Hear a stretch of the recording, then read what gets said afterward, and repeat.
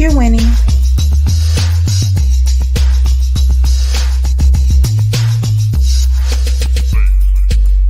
You're winning.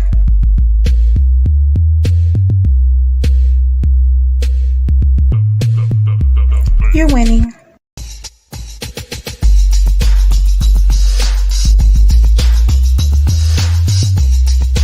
You're winning.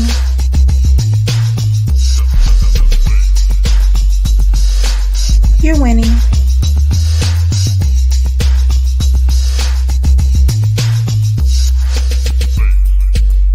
You're winning.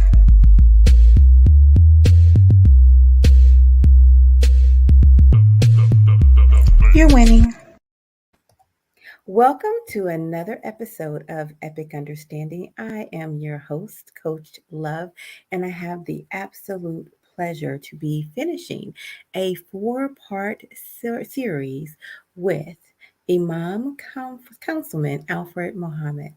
Now, what has it all been about? Really, it's been looking at the eyes of the life of America, really, through the journey of Imam Muhammad's personal family story. So, as you all know, America was built through the labor product of slavery. But that's not what we're really examining today, or what we've really been examining. We've been examining how that actually affects humanity. How did that affect parenting? How did that affect the view of his mother? How did it affect her access to marriage and sexuality, and how she valued her children, boys versus girls, and just actually how it affected her psyche, and then how did that particular psyche help her develop and cultivate the relationships with her children. Now, without further ado, I have my dear friend, Imam Councilman Alfred Mohammed, here with us. Guys, I have to tell you, he is zooming in from Tijuana today. Take off your mute, sir. Take yourself off mute.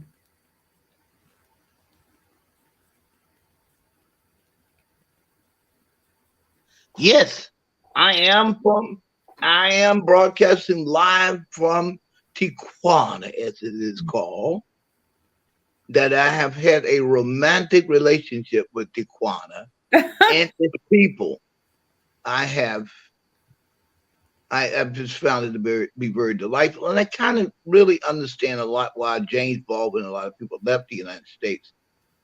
It's something very interesting about Tijuana. As soon as I land in Tijuana, I usually am on blood pressure medication, including an HCl, which is considered a water pill, which is standard for African Americans who have high blood pressure. Mm-hmm. However, when I land in Tijuana, Mexico, my blood pressure generally is 105 over 58, which is the blood pressure of a 18 to 19-year-old, 25-year-old person. Okay. Some is diet, some is atmosphere, but some is just the warmth and love and the way it's deeper and more profound than the love I grew up with when I was in the 50s. We were in the age of innocence up until around 60, until One Nation became under groove and It's Your Thing, I Don't Tell You to Sock It Too. All that kind of things came along, kind of knocked out the foundation of our humanity. Well, it so happens that here in Mexico, that has still exists, the humanity. Mm-hmm. So, and also I think my person, my spirit, my soul registered with them. They don't quite know, some of them don't necessarily know who I am or what I am, but they find themselves drawn to me. I mean, from the staff to people in the elevators. I can't get on the elevators without someone asking me a medical question. And they look to me for guidance. So it has been a very interesting, less stressful, because I don't get the resistance that I get talking to an African American. Generally, the African American you talk to him, whether it be your son or not, he's Googling you. He's doubting you. He's already starts with an opposition. So that affects the central nervous system. That affects the brain, and it certainly affects the flow of the soul. The first thing that Erik Erikson talks about is trust versus distrust. And so when you start from a position of being distrusted, and it permeates the air, it affects the physiological parts of the body, and any weaker part of that body, it will be physically affected. And so, while not here to give a medicine lesson, it is related. I sometimes shudder at how our people survive. And the song of Mahalia Jackson said, "I got over." I often wondered and struggled at how I got over it. She tells us that she thank God for how he bought her. She thank God for how he taught her, and she thank God for giving her religion, and thank God for giving her vision. And I happen to echo her because I thank God for all of that. And sometimes, in this situation, being here, this is my second time being in Mexico for treatment for cancer.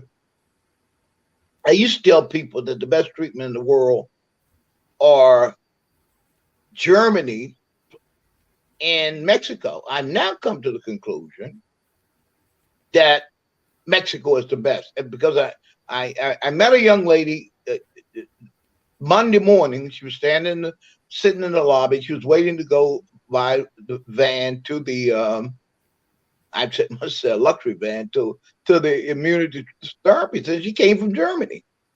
Oh, so wow. Happy if you're watching, she gave me such a compliment. She told my children how I made her feel comfortable, and I told her you're in the right place. This is the place for you. You're going to be healed. Things are going to go good for you.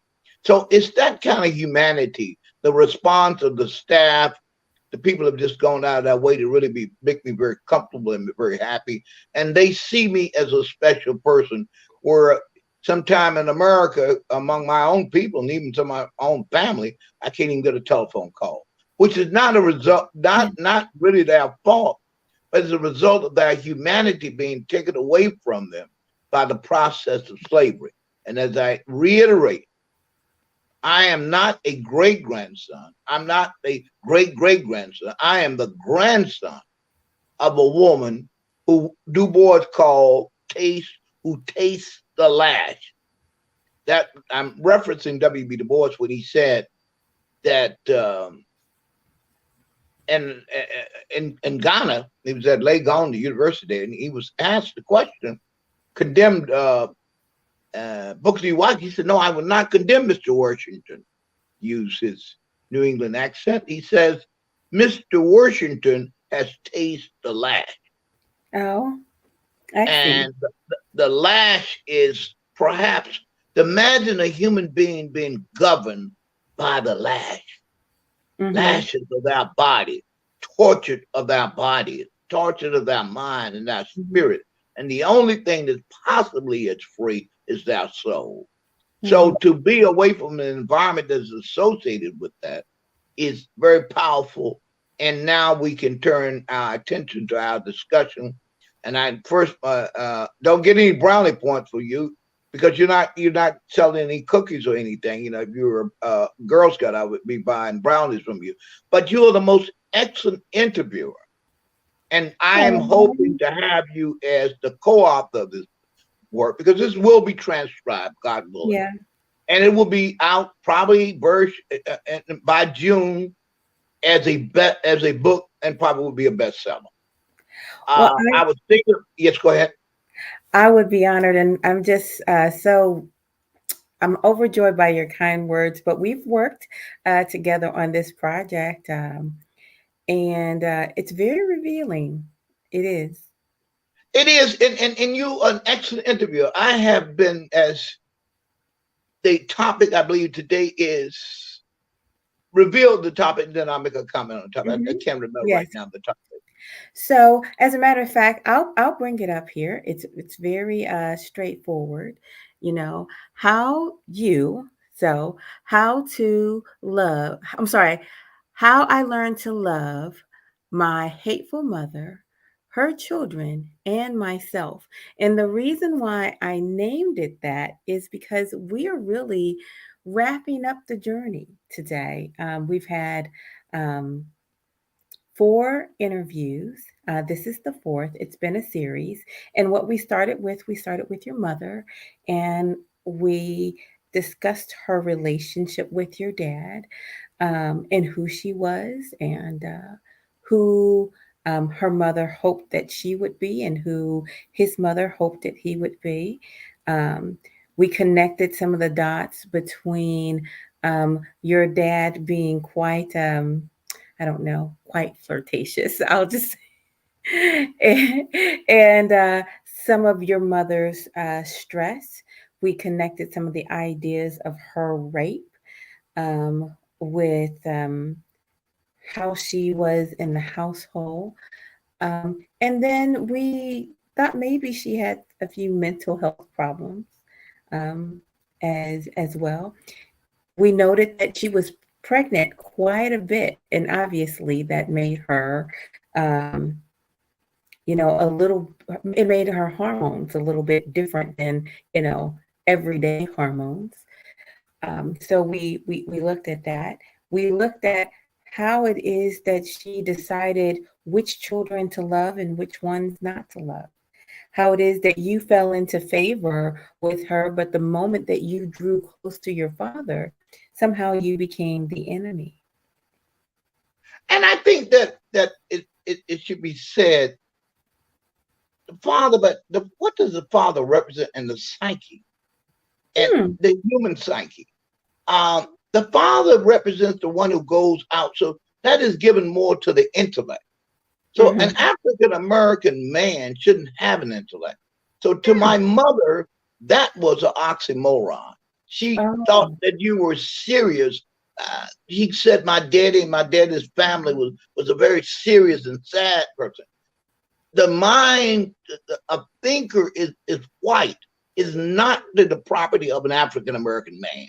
He shouldn't And have, and and that so terminates that child. That child, her conception of what a man should be. So it was also my connection with my father, but her preconceived notion of what mhm, a man mind should be, and she also projected that on my brother because he wasn't close to my father. And as we look back at my brother Joseph, who was a high functioning genius, she named him Punk, mhm, mhm, Punk. Excuse me, just 1 minute. Somebody at my door. mhm. Well, while he's away, I'll go ahead and I'll take you guys to the next series that we did, and we then went through all of his brothers and the relationship that the mom had with each one of the brothers, those who she chose to love and those who she chose to hate. She actually feminized one of the brothers as well. And we went through all of those relationships. The very last one that we did was a series on the sisters, and in and we actually didn't finish that. We have 2 more sisters to go, but I will tell you that one of the sisters she loved very dearly, and she kept her close, and this sister was a bit of a scoundrel, and she seemed to like that about her. But another sister was highly educated, and that frustrated his mother. So I think that Imam might be onto something in the having the belief that his mother just didn't think that Black people or Black men really should be um, educated, and that was Okay. a frustration for her.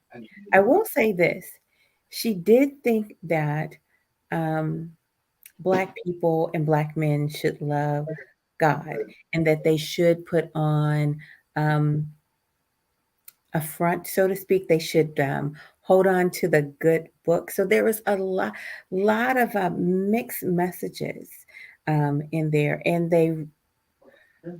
her nuanced character came out um, in the stories because she wasn't all one way or the other. She really was a woman who was trying to figure it out, trying to understand what was right and what was wrong. And as people get older, their wild ways seem to calm down. Um, when she was younger, she was quite a bit more feisty. But as she got older, she gained more status in the community and things of that nature. And people honestly believe that she was quite the saint in the days from when she was going to kill not one but two of her children, somewhat dissipated. The days from when she had sexual relations with her children dissipated. And it's very interesting how people sometimes rewrite the narrative. I don't condone her behavior, but I do understand um, how she got so broken based off of what happened to her in her past. You know, her husband, um, Imam's father, was a thoughtful and educated man. His mother was the daughter of the plantation owner. She was half white and half black, so she was a mulatto, and she really did love education, and so she made sure his father was well read. Anyway, you can imagine how the dichotomy of someone who really valued education and someone who had the basic belief that Black people and Black men should be um, not educated and more so using their hands. You could imagine the tension that that could create in a household, let alone all her other past abuse. I was just catching them up on our past interviews, and I was letting them know that we had two more sisters to cover. And if you wouldn't mind, I'd like to pick up there. Uh-oh. Hopefully, he's in Mexico, guys. So maybe the internet isn't as stable as we would like it. But I will tell you this: I'm sure he'll be back. I'm sure he'll be back. Give me a minute. You know what I'm going to do? I'm going to take a brief commercial break and see if I can't get him back on the line. Here we go, guys. If you have a birthday coming up, or maybe you'd just like to do something for the greater good, please consider starting a personal fundraiser on Facebook and selecting ACEs Matter as your cause. Need a reason? Well, we have 3 just for you. ACEs Matter helps families in need cover the cost of mental health services. ACEs Matter hires local contractors and even stay-at-home parents who need flexible work schedules. We care about humanity, and ACEs Matter provides free training and education to those who've been affected by childhood trauma. It's easy to set up a donation campaign from your Facebook account. From your phone or internet browser, type or search www.facebook.com/fundraisers. Select nonprofit, search for ACEs Matter, type in how much money you'd like to raise, choose an end date, give your fundraiser a catchy title, edit the default description if you'd like, then click Create. Congratulations! Now you can invite your friends, share on your timeline, and raise money for a great cause.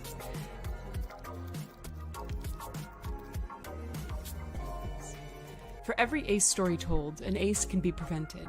2 heartbeats from our house to yours.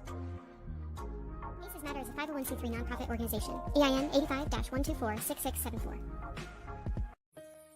If you have a birthday coming up, or maybe you'd just like to do something for the greater good, please consider starting a personal fundraiser on Facebook and selecting 𝐸𝐴𝐶 Matter as your cause. Need a reason? Well, we have 3 just for you. 𝐸𝐴𝐶 Matter helps families in need cover the cost of mental health services. 𝐸𝐴𝐶 Matter hires local contractors and even stay-at-home parents who need flexible work schedules. We care about humanity, and 𝐸𝐴𝐶 Matter provides free training and education to those who've been affected by childhood trauma. It's easy to set up a donation campaign from your Facebook account. From your phone or internet browser, type or search www.facebook.com/fundraisers. Select nonprofit, search for 𝐸𝐴𝐶 Matter, type in how much money you'd like to raise, choose an end date, give your fundraiser a catchy title, edit the default description if you'd like, then click Create. Congratulations! Now you can invite your friends, share on your timeline, and raise money for a great cause.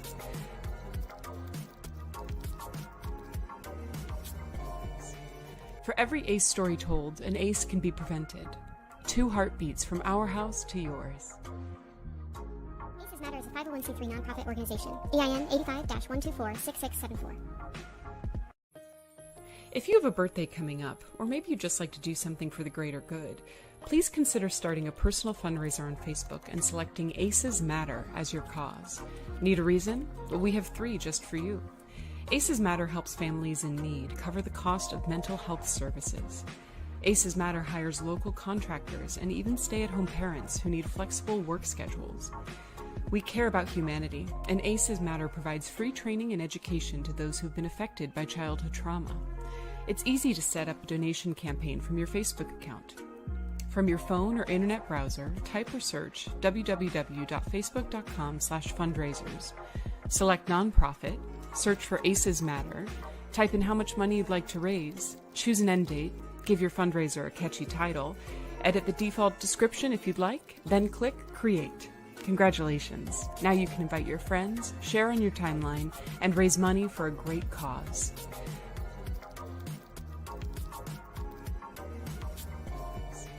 For every ACE story told, an ACE can be prevented. 2 heartbeats from our house to yours. 𝐸𝐴𝐶 Matter is a 501c3 nonprofit organization. EIN 85-1246674. Well, Imam has tried to log back in a couple of times, but I think there's something going on with his connection. So I think what we'll do is we'll give him a minute to come back in. If not, we'll just turn this into an old-fashioned radio program. So I know I can get him via phone, and we might do it that way. Let's see here.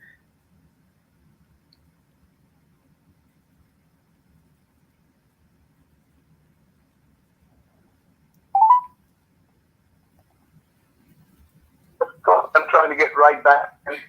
Okay. If not, what we'll do is we'll do it via phone, okay? Okay, all right, we don't, okay. All Okay. right, let's try one more time. Okay. And let's see what happens. If not, we'll just do it the phone. Yeah, we'll do it by the phone. Okay, good. Okay, that sounds good. Let's go. All right. Because your introduction was so phenomenal. I was fascinated. I was trying to get rid of the guy so I could get. Oh my goodness. Let's see what we get. Okay, Yeah, sounds good. We'll see you in a moment. Okay. So he's going to try it, but if not, we have our backup plan. And then please do go ahead and get your questions ready, because you will have an opportunity to ask him questions in that just a bit. Okay, he's back. But if it goes out, we know we have a backup plan. What do you think about that? I think it's a great plan. And I think we have to, what is it called? Coda. In the end of a book, you do coda. Yeah. We will have to do a coda to this. I mean, because there needs to be a summation.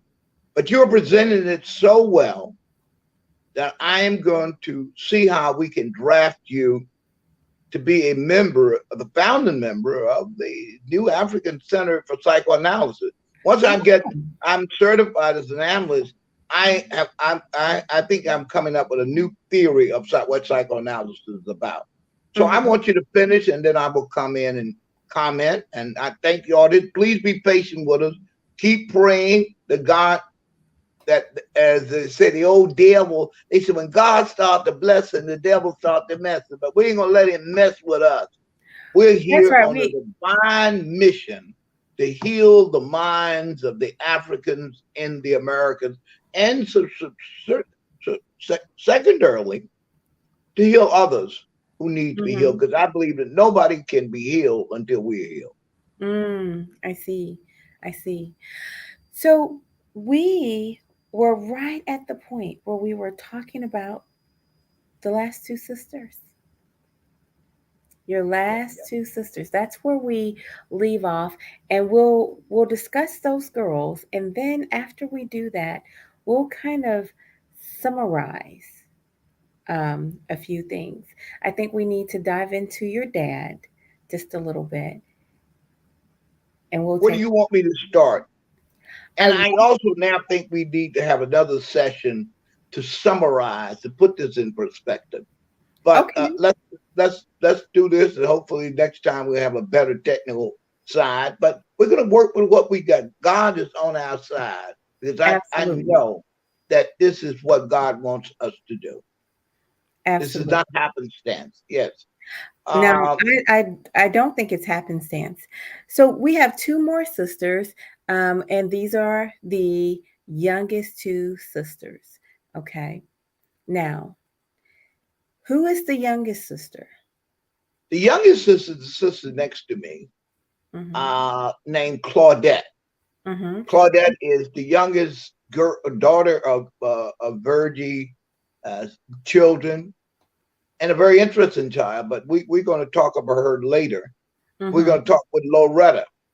Now, here is Loretta, not a genius, but really an above average, very disciplined person at one time. Okay.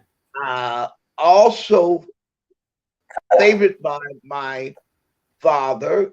My father liked her, one of the few children that he actually paid to go to college. Oh. She was just a very brilliant person, and really a Capricorn, but a very tragic figure. And the reason I said she's very tragic because she did everything in her power to try to please my mother. She cleaned the house meticulously. She cooked. She did everything in her power to please my mother. And she had, what is, I think, dysthymia. Where one had dysthymia, the disease where one misconceive of thy body. I know the term. It's a medical term. Oh, okay. Okay. Yes, I know what it is. And she was a good-looking young lady, sister, but she was very self-conscious about her nose, and she was called Biscuit. And you could just almost drive her into some type of hysteria if you touched your nose. And they called her Biscuit. And it really messed her up very badly. Also, I must add that the last three of us really were very oppressed by it. Most of the rest of the children didn't like us. And the reason being, they thought we had it easy. They knew we didn't come up under daddy when he was an alcoholic. They thought we just had it easy. So they didn't take too kindly to it. And my sister, very painfully, my sister Cornelia, hated Loretta and did everything in her power because, in a way, they were competing for Mama's attention. Mama has already made her decision that Nee was her girl. That was her girl. That was the extension of her. And to speak badly of Nee was to speak badly of a divine figure. Where Loretta was a person vying for attention. And Loretta and Claudette had a very dysfunctional relationship. So I was the odd person out in that whole, like, first I'm surrounded by two girls. I'm not having a really relationship with my brothers. They're much older than me. So I'm with my sisters. Loretta was an excellent cook, an excellent meticulous cleaner. but just could not get the attention of her mother, which brought a lot of tragedy in her life. I have not spoken to Loretta in perhaps almost 20 years. I think not that I had anything against her. I don't know if she had anything against me. It was very interesting how my family responded. I was in the hospital once with a diverticulitis, which is one of the most painful illness one could have. And every family member called me, including Loretta. Okay. And nieces. And Loretta called me, but Loretta, there was some point that I couldn't take Loretta's call because it was so much pain. And she knew so many secrets of some things she imagined. I don't know what happened, but she had things that she told me so many things about my mother that, and here I am estranged from my mother. I'm in the middle stage, very early stage of psychoanalysis. So I'm still in my psyche. Okay. I'm seeking my mother's affection and attention, and it was projected because the kind of women I was married to or related to was very much a mirror of my mother. So I was not in a very healthy state of mind, and being in the most excruciating pain, I just couldn't bear to hear Loretta's voice. Not because I loved her, but I some of the things she was telling me about my mama, now I said it was almost a bit too much for me. Now here I am, Loretta, as I know, mama never tried to kill Loretta, but mama had tried to kill me. But this just shows you the psyche of the child that seeks the mother out. This is the psyche of a child that, similar to, I know a child was a patient of mine whose father had shot at her. And then when she did connect to the father who was in prison sold her name to other prisoners to create relationships with. But she still sought that father. So wait,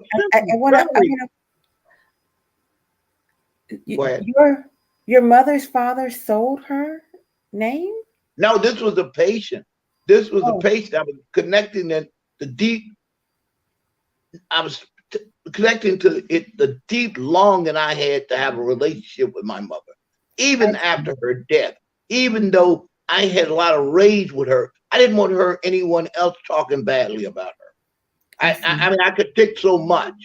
In other words, this still is my mother, a woman that at that point, and even now, I cannot remember how she looked.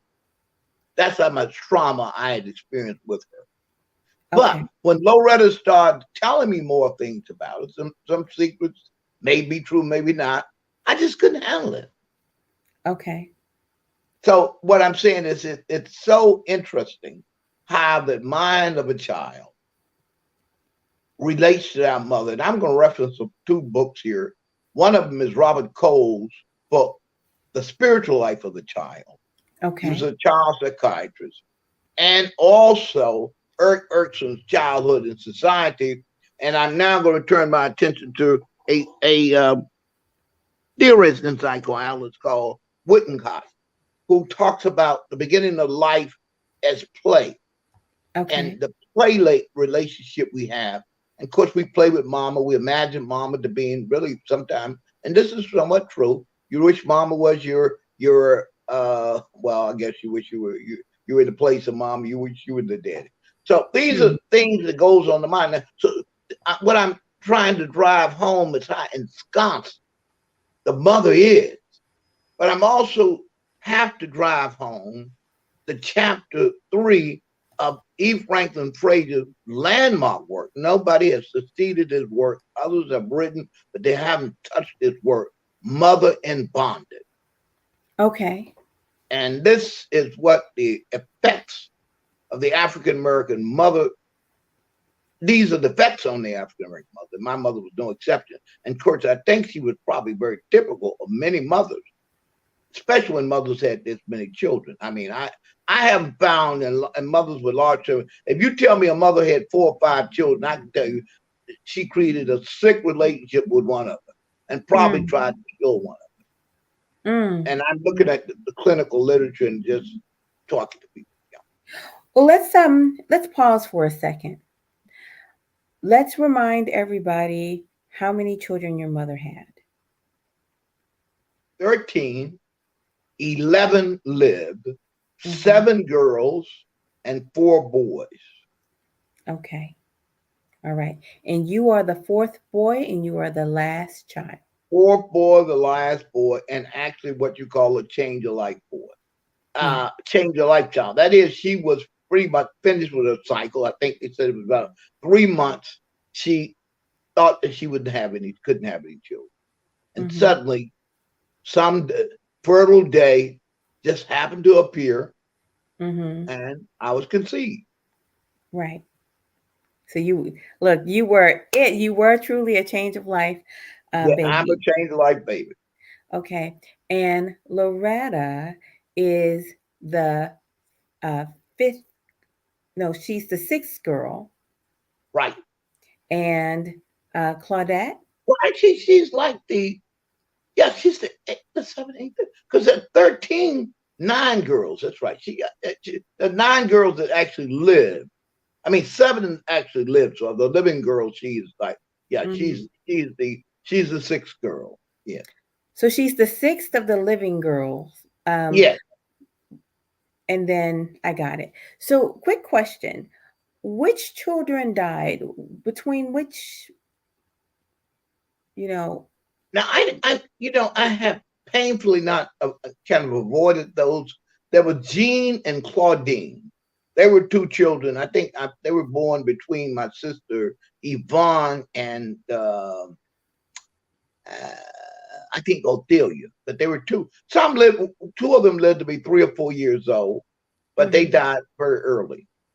Did they die of some kind of disease, or how did they die? Yes, they did die of disease. I don't know whether it was scarlet fever, rheumatoid fever, or something of that nature, but one of the early childhood diseases. I thought it would be a good idea that we would make sure, make it clear that your mother did not kill them. No, right, absolutely not. And I think that's important, being that your mother did have a frustrated relationship with many of her children. Yes. Okay. There were only 2 that she really tried to kill. 1 boy and 1 girl. I being the boy, and my sister, which was my closest sister, and one of the reasons I'm in Mexico now is because of my sister that she tried to kill, who later became the nurse and is more noted for being the nurse of John Hinckley, the person who attempted to kill Ronald Reagan. My sister was his nurse. Oh, okay. Yeah, you know what? You did share that with me. Your family is quite serendipitous. Yes. Your brother worked. Your brother worked at the White House. Is that right? He worked for the Treasury Department. Okay. He was a janitor actually in the Treasury Department and the secretary of the Treasurer's office. And I think I told the story. Thomas had the people in the White House was gone crazy because they had lost every day. They have to have the data from the Federal Reserve Bank, and it had gotten lost. And my brother went into the trash can and found the document and gave it to the Secretary of Treasury, who then took it to the White House, because this document has to be at the White House. And my brother was summoned by George Bush the first, and given, I think, close to $15,000 reward. Wow. He had to pay tax on it. Right. And so, like I said, your family, it has a little bit of a Forrest Gump gene, a little bit. It's like, what? Yes. When you listen to all of the stories, it's quite interesting. Okay. So, did your sister never reached her potential? Because no, she didn't. She went to college. Daddy actually took a loan out to send her to college. It was a black college in Lynchburg, Virginia, named Virginia Seminary and College. It in and of itself should be a history should be given. And God is my witness, I hope, to set up a center for the study of psychology and also to study history. Our people really haven't really been studied.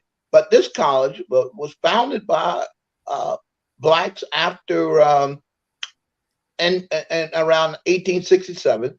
But the Mhm. policy of it was to not take aid from white philanthropic organizations. A man by the name of Mr. Hayes, Dr. Hayes actually, put in the charter that the school could never receive state or federal aid or aid from the American Missionary Society.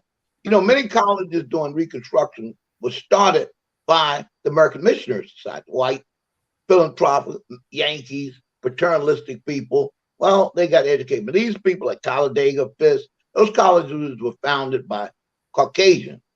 Mhm. And the presidents of those colleges until the 1950s, Mhm. all the presidents of black colleges were white people. Hmm. And Gregory Hayes objected to that. And it also is the college that I told you I used to go to visit. They call it Virginia Seminary College because it was set up mainly to teach to create preachers and later on teachers. And my dad sacrificed for her to go to college. Well, this drove my sister Nee crazy, Cornelia crazy. Because in Mhm. their own right, I believe now that they were right. The Nee probably was a mathematical genius. Never got the opportunity. But Loretta had finished high school, was very good in writing, very good in math, and actually not only a person with potential, but actually was a very excellent student. Well, let's And be clear and acknowledge that Cornelia, you call her Nee, didn't she choose to clean, choose to what? to be a cleaner? She chose to be. I, you know, I can't really, I really can't say she did.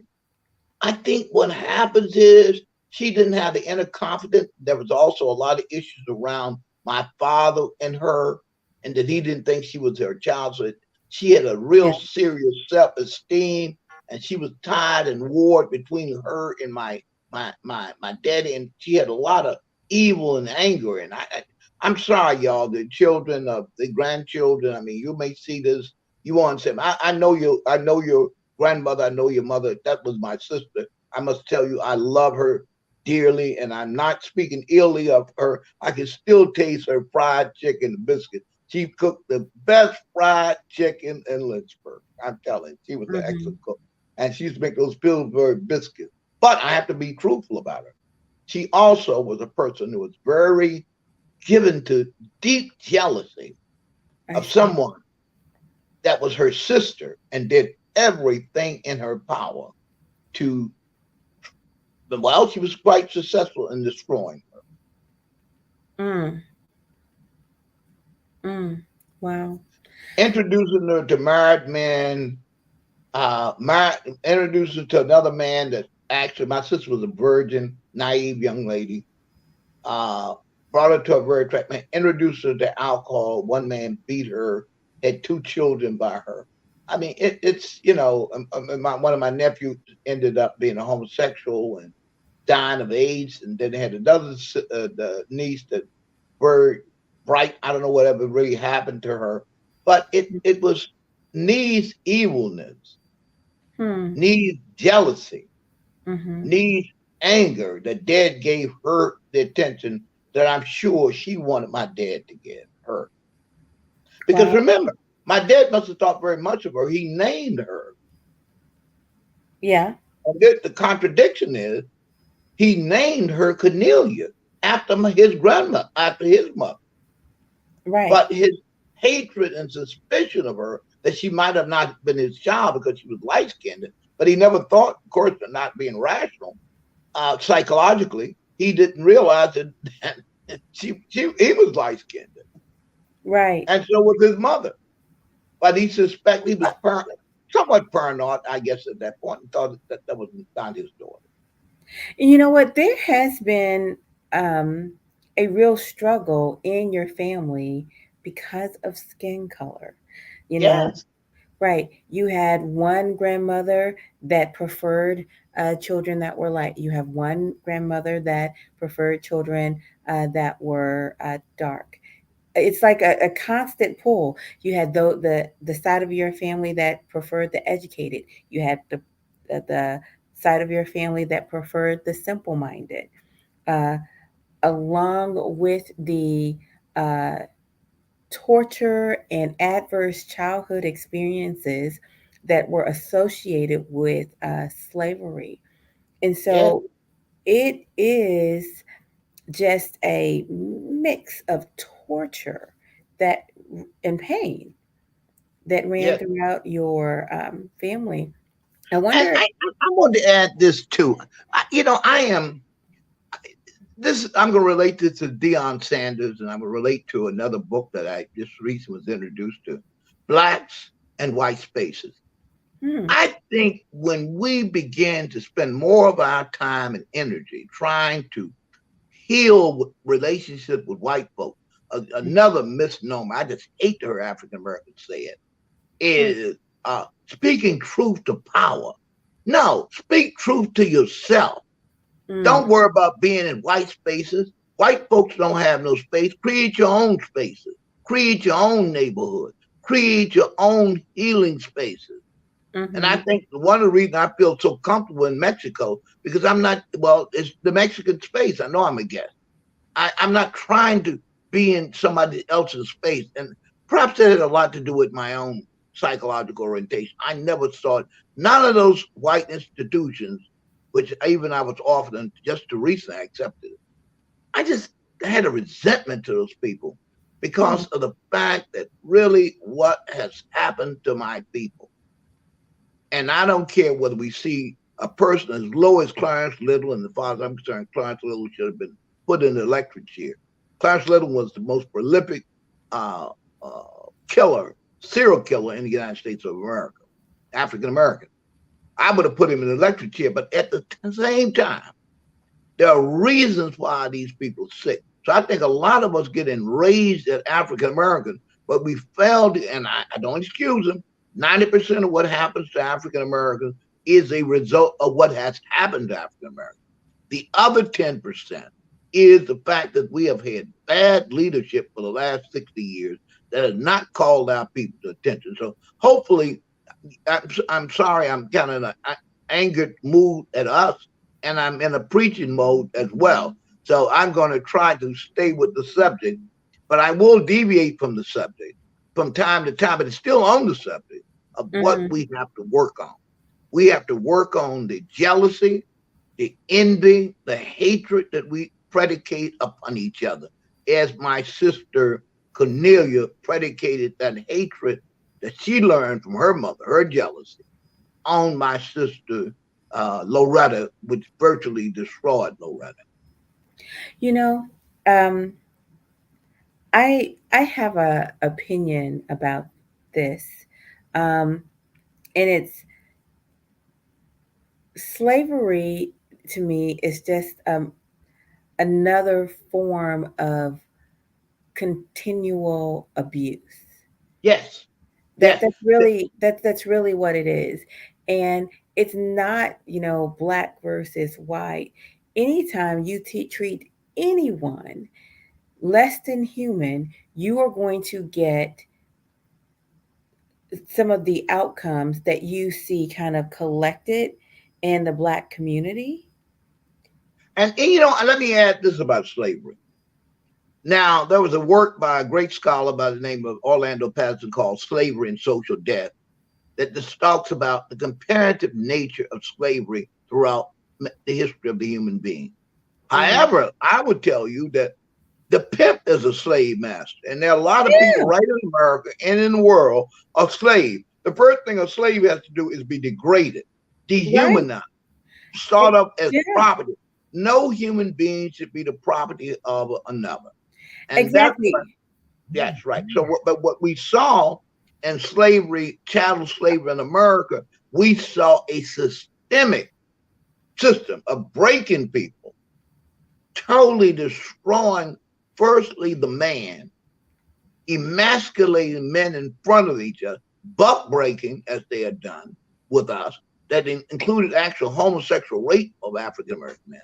It's no wonder we have a relationship between African American men and women that is at war in. An African American going travel 2,000 or 3,000 miles to the Philippines to try to find a woman, but unfortunately, you take your mother with you. Unfortunately, African American who has a profound hatred for an African American woman think he's gonna go to Colombia and find a woman there. He's gonna find his mother there, but she would be with straight hair, maybe a big butt and everything else, but she will fulfill the mother role there, as Harville Hendricks talks about, getting the love you want. The psychological, how we attach ourselves to very similar people that we are familiar with. Well, and if you did that for generations, which is what happened to African Americans, or Africans in America, so to speak, that's what happened with that. So if you had a pimp and a prostitute and you raised those children to be prostitutes, you would create, perpetual Excuse me, may I get some water? Yes. I was just saying you would create perpetual dysfunction and abuse. And so, as you know, we promote ACEs Matter, and it's basically adverse childhood experiences and for people to know their ACEs score. You saw the commercial that I played earlier. It's a wonderful organization, but it's the exact same thing, only just in the African American community, it's concentrated, really. Yes. And we just saw something yesterday.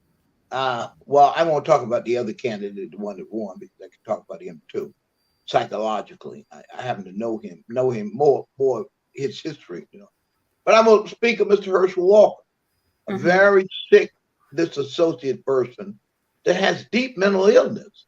Now, we have to understand that people will exploit us with our mental illness until the only person that doesn't know that we have mental illness is us. And, I've been a preacher all my life. I decided, I was telling the preachers that I said, Doc, I'm probably, I think I'm probably one of the best preachers in this country. And if given a chance and in a pulpit or in a mosque, I can be quite, I can move people. As Dr. King Sr., one of my mentors, said, he said, I can move people. But you know what? Moving people is not really the answer. The answer is how to move the psyche, how to rearrange the furniture of the psyche, the ego, the super ego, the id, so it functions, so it has been humanized and reorganized so it can benefit. The dyad that we have with white America is a very sick dyad. It is a dyad not of equals. It is a dyad where we are connected to them and we seek them, their attention. We're seeking their approval because it's also the unresolved relationship that we had with those people who in many cases are our father.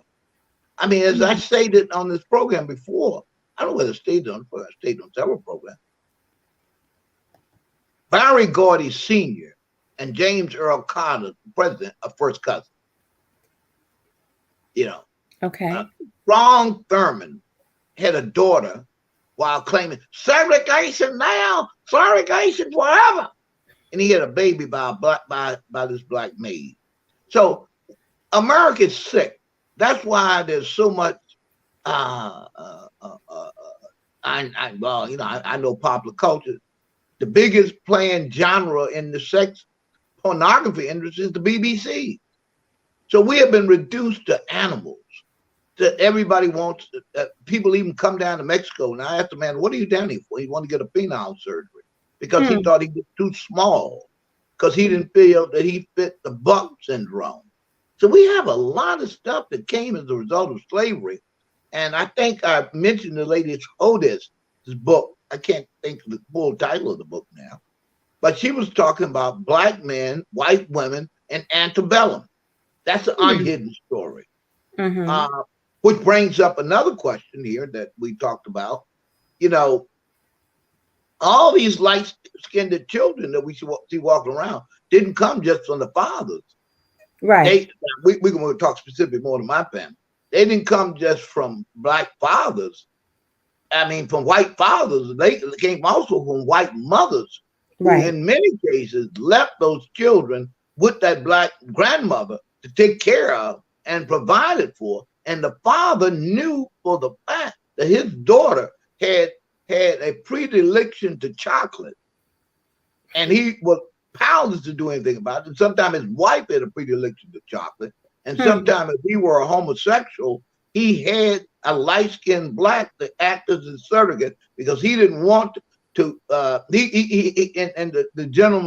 gentleman's day, he had to have a wife, so he had the black slave to act as the husband. This is scientific records. This is not critical race theory. I'm not interested in what white folks think. If there's some white person listening to this, fine, God bless you. I'm not here to try to beat you up. I'm not here. I'm here for the sole purpose of healing African Americans, bringing them together, because I believe if we heal the African American will heal America, and we will heal the world. And all we got to do is look on the news and see we have a very, very sick society. But we should be hopeful.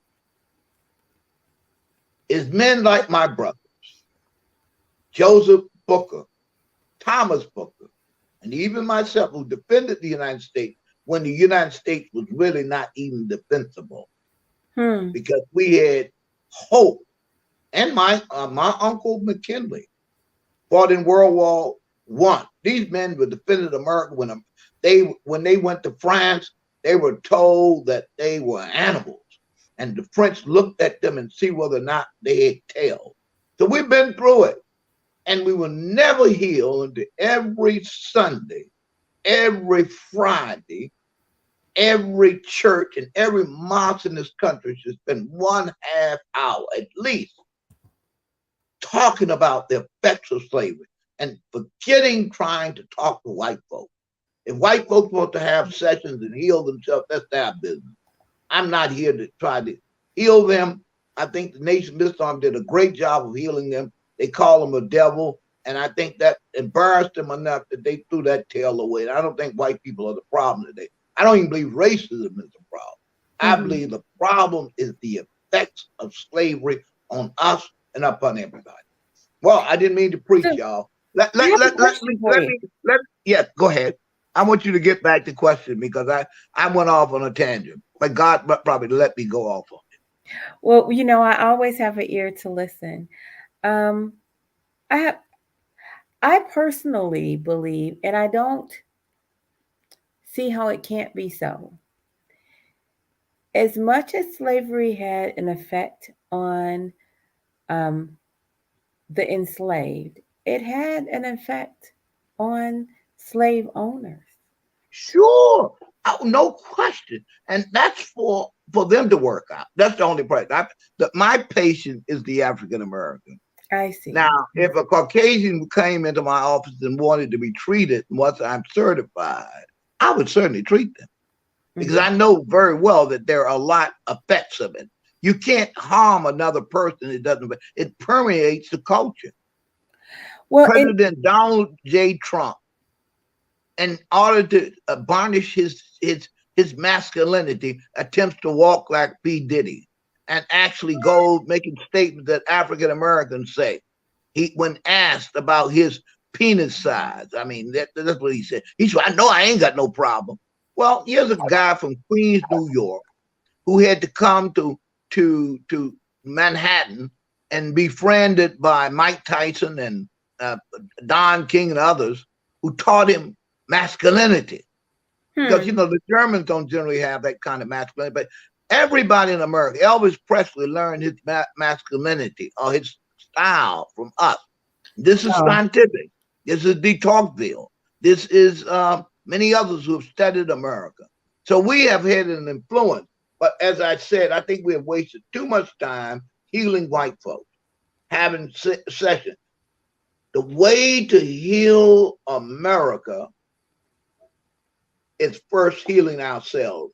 And consequently, I have a book coming out called I hope to have it out by February. It is called Our Saviors Have Arrived. And I'm looking at one of the saviors right now. Oh, you're very sweet. You're very, no, it's very real. We're the ones going to save America. We're the ones going to save ourselves. We got to first save ourselves. There's a verse in the Quran which says, "Oh, you who believe, oh, you are trustworthy, oh, you accept the trust. Save yourself and your family from a fire that's filled with men and stone." And what we see, the fires that are going on these street corners, Tick-Off being killed in a crap game. You know, here's a man got millions of dollars. All he can do, sad, poor thing, that he has to go for recreation to a crap game, whereupon he is killed. I don't know that they have that story straight, but let's move on to Loretta. Thank you. Yes. A station break. I don't know whether we have it straight or not either. I don't know. And you know, Coach, you feel free. I'm like a balloon tonight. You have to pull me right back. So if I make any mistake, it's directly going to be attributable to you because you have more. You generally are very good at reining me in, but today you're going to let me run wild on the ranch. Well, you know what? This is a interview, but we're certainly telling the story of, and really wanting to put the pieces together. We want to put the pieces together of how the American story is directly connected to stories like yours.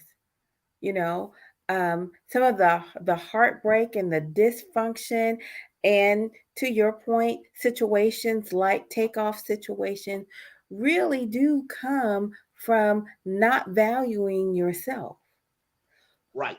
And you know, I'm going to say this last commentary, and please shut me up after this. I have a friend of mine. We often occur on the discussion about separating from our people who are really at the lower frequency, that have degenerated into very destructive behavior. And I said to him, you know what? I guarantee you that this same thing is going to happen at Harvard. Mm-hmm. And he looked up, no, it won't happen at Harvard. Well, it did happen at Harvard. Mm-hmm. A young African-American woman from Brooklyn went to Harvard on a scholarship, and she had a boyfriend who was from Brooklyn, and they were selling crack out of her dormitory room, and someone got killed. So what I'm saying, you can take the slave off the plantation, you can put him in one of the finest schools in the world, unless you have reconciled the psychological damage he will act it out wherever he is. And to quote my fellow Buckingham County person of origin, Carter Woodson, he said, the Negro will go through the back door. If he doesn't have a back door, he will construct one. He will go through the side door. And he said, now this is something going to strike a lot of people as really crazy. He said, Harvard has destroyed more black people than whiskey. How so? Well, you know what it is? When you go to those institutions were never set up for us. So what you are doing is, in the sense, you are at their altar. You are at their positions where you are in a subordinate position from the beginning. Your family didn't found that. And many of your families were slaves building it. So going there is interacting, in a sense, with your own oppression. You're the scientific institution that laid the very foundation. It's social science, it's historical studies that laid the foundation for your enslavement. And if it didn't lay the foundation for your enslavement, it damn sure didn't say anything against it. So Oh, it was complicit and implicit in our enslavement. Now, again, this is not here to beat up on white folks. Don't do that. I'm talking to African Americans. I've seen African Americans go to Harvard. I've seen African Americans at Yale. I've seen African Americans at Princeton. I've seen them at all these institutions, and I've seen them in some form or another. Maybe not because I'm not legitimate or have a couch, but I've seen them sitting somewhere talking to me about what goes on with them, and they have been no different than the African American who has come out of the ghetto or just gotten out of prison. They suffer the same psychological trauma. And let me also say this, because a lot of people say, well, the foundational African American. What about the foundational West Indian? I don't know whether people know all the trauma those people have gone through too. Africans in the Americas have been degraded, humiliated, emasculated. That women have been raped, they have been devalued, and this disease even is so permanent that it goes all the way across the Atlantic Ocean, where you got an African woman and a Nigerian lady, Igbo lady, walk around with a blonde hair and trying to bleach her skin. So, which brings me back to my sister, Loretta. I didn't forget Loretta. Her concept of herself, that she thought her nose was ugly. And actually, Loretta, technically speaking, Loretta, Claudette, and Cornelia were very good-looking women, if I had to speak objectively about them as sisters. And I mean, they were very appealing to men. Men liked them. They were very, Loretta was a very charming person, a cut above Diana Ross in that type of personality. I see. Now, did Loretta have anorexia, or was it a different sister? No, Loretta didn't have anorexia. Loretta suffered really, I think, severely from depression, and perhaps later on she was a borderline person. I think Loretta, I can't document it, but I suspect strongly Loretta. I haven't spoken to her in 20 years. Don't have any contact with her. I think Loretta has had several nervous breakdowns, psychotic breaks, as they were. We call them nervous breakdowns. They're really what you call psychotic breaks. Okay. And so Loretta spent her life trying to please your mother. Right. And it just never worked out. And then the second thing about Loretta, as we go to Claudette, Loretta was dominated by Claudette. And Claudette was her younger sister. Younger sister, but a very mean, very angry, very vicious person, a very brilliant person, more brilliant and more clever. And actually, I think my mother was intimidated by Claudette. She was really scared of Claudette. Now, I don't know whether or not Claudette knew some secrets on it, but she could look at my mother would wither. She never attacked her. She would never try to beat her. And Claudette went to college? Claudette didn't go to college. I think she went to business school, but Claudette is, again, the third genius in the family. Loretta is above average. Thomas is above average. My brother Oscar is an average. Joe is a genius, was a genius, as I was classified. These were genius.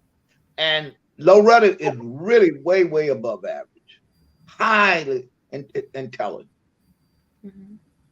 And also, interestingly enough, achieved very much at a very good high school in Lynchburg, Virginia, called Dunbar High School. Most any Dunbar High School throughout the South, throughout the United States, were always considered the best high school. So she was a good student. Not only she was a better student than I was not a great student. I studied, but I had very little interest in school or in institutions. I see. I was more of an autonomous learner. But Claudette, brilliant, a genius, probably had read 9,000 to 10,000 books. Amazing.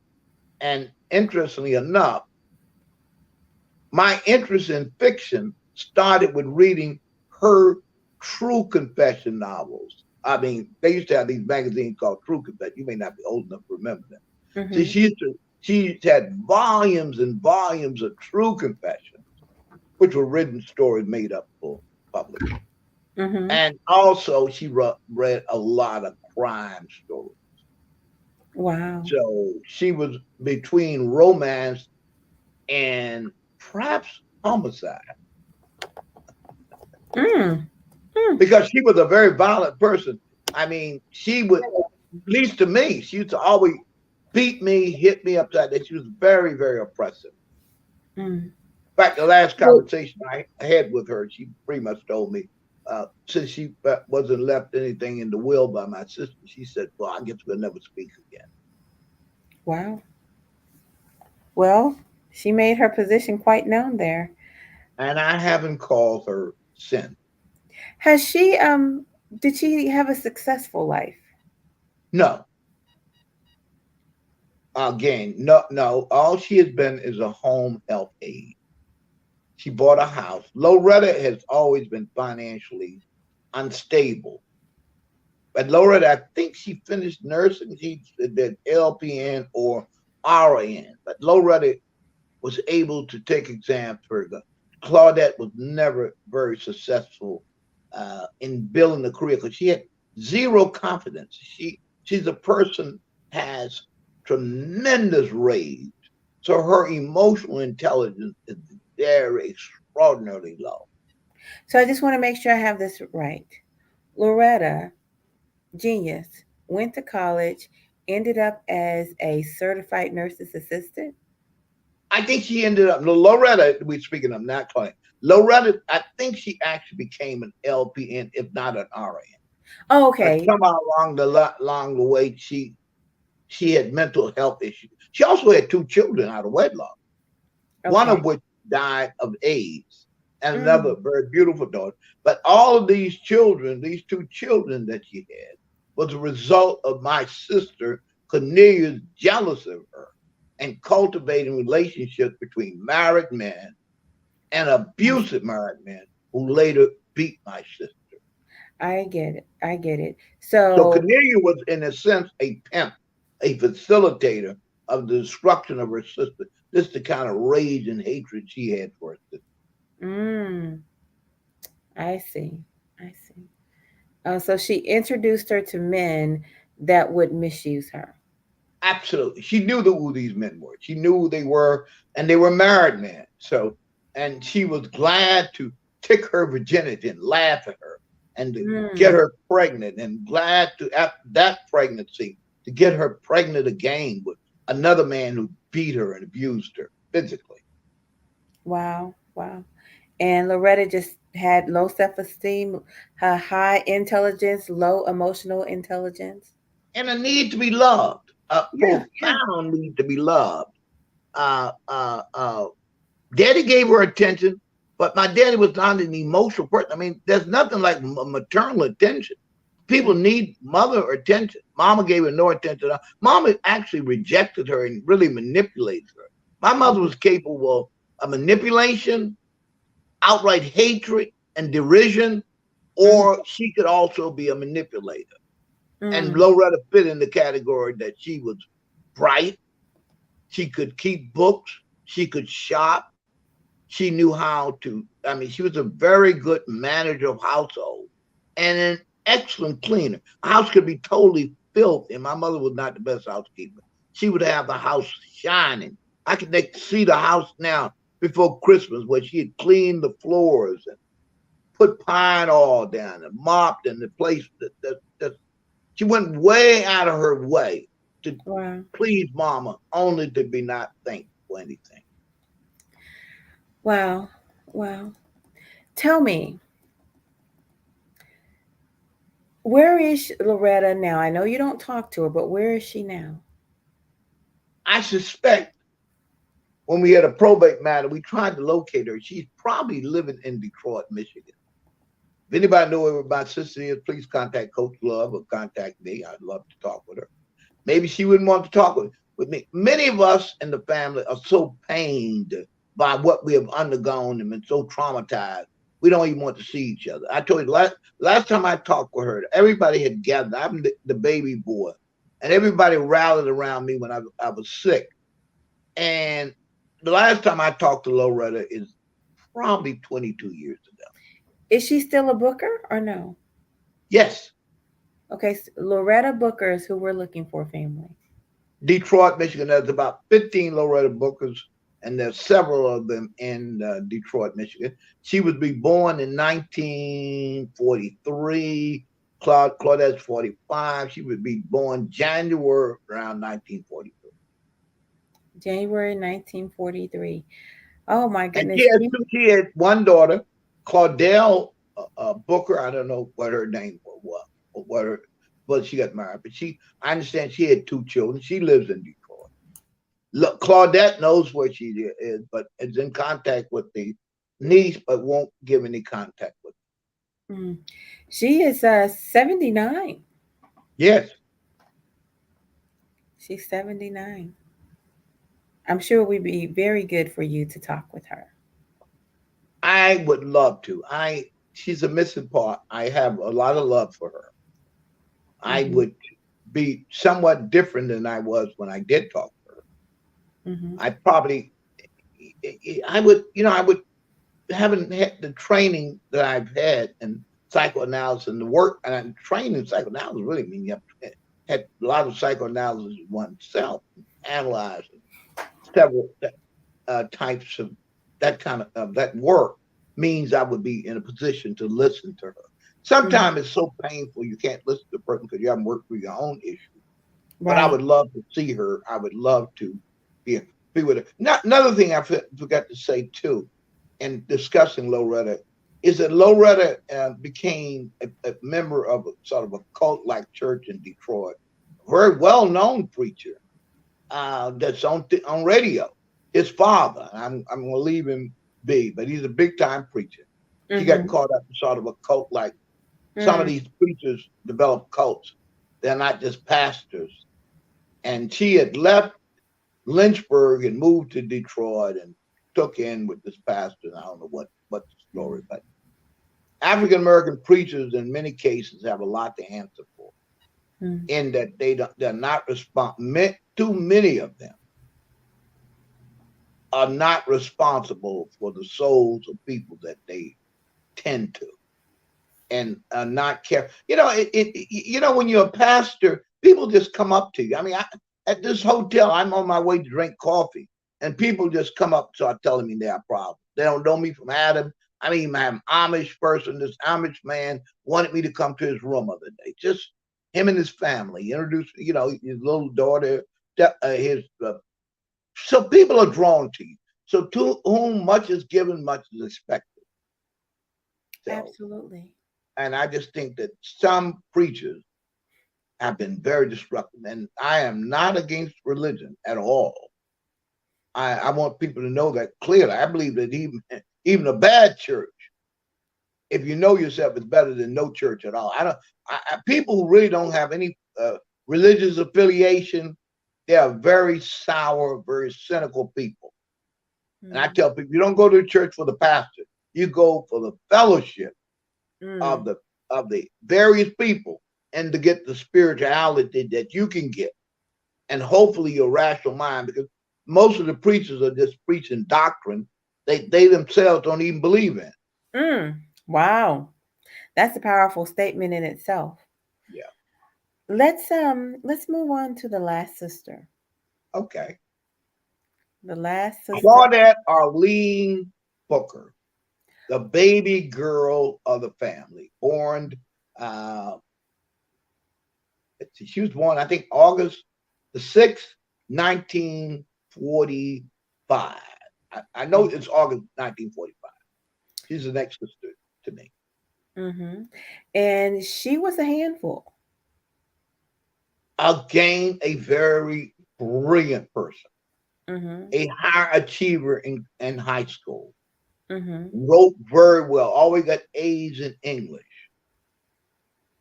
Again, another thing about the Booker girls, they all had fixations with men.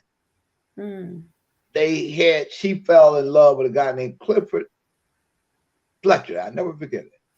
And she remained in love to, and you mentioned him to her now and said you could produce Clifford Fletcher, she probably would smile. So all of my sisters had fixations with men who generally may or may not have loved them. So is this the sister that tortured Claudette?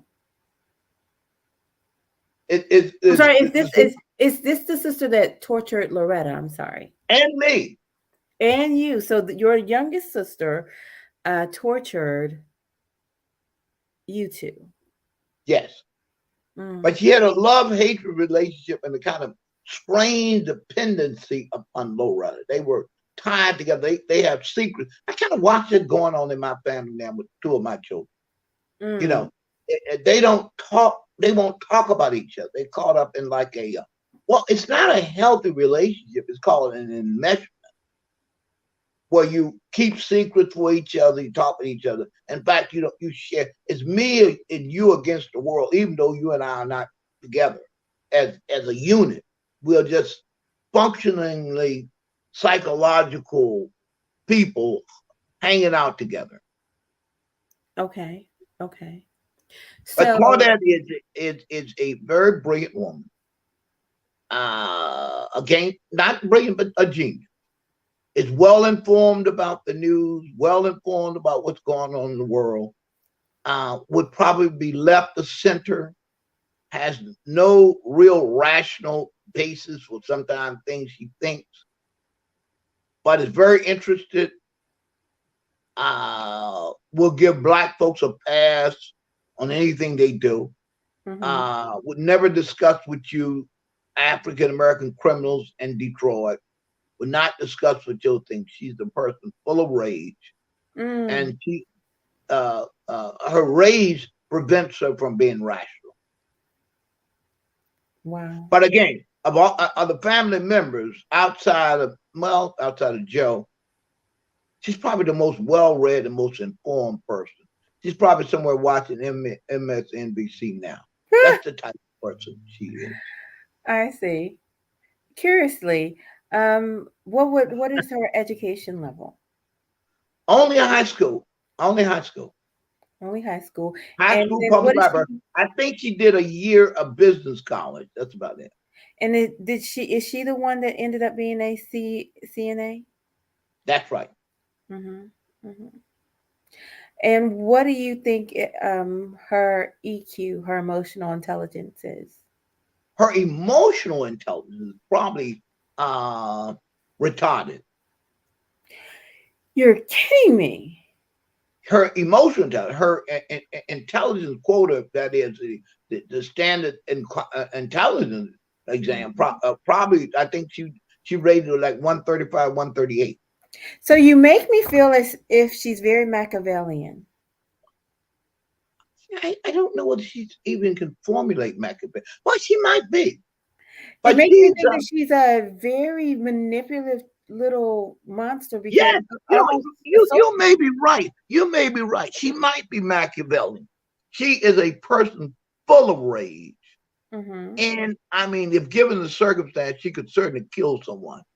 So just someone who is a really willing to do anything to get their way. So smart, very smart. And excuse me for just a minute. We have to take a station break. I'll be right back.